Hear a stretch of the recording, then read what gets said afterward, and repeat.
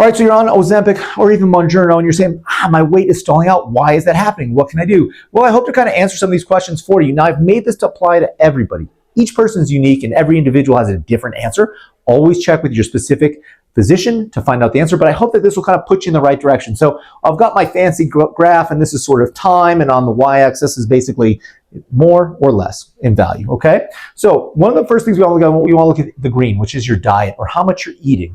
As we take Ozempic or Mounjaro, the main action is we just eat less. So as we eat less, the calories that we're taking in are also decreasing. So I've got the calories in orange, right? So we see it sort of drop down. Now, a couple really important things. You'll see that this levels off because there's a minimum amount of calories you need to eat. And for most people, that's about 1,000 to 1,200 calories a day, or else we enter a true starvation mode, which is not healthy at all. And it can have really potentially negative and deadly side effects. So we don't want that. Your body burns energy or loses weight by having a net calorie loss, right? Just the calories in minus calories out. If we got too many calories going out, we lose weight. That's the simplest way to think about this, okay?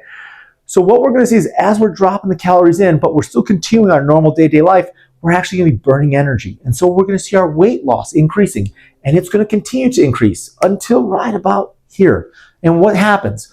Your body itself is amazing. It's actually made to survive. So when it notices that you're having less calories coming in, it says, oh, we need to start being more efficient. We need to actually start utilizing and conserving our energy. And it's going to do that. And you're going to start to see that your weight loss starts decreasing. And then eventually it kind of hits an equilibrium where your weight is plateauing out because your body is starting to match what your calories are taking in because it needs to do that. That's survival. That's the beauty of what our body's able to do.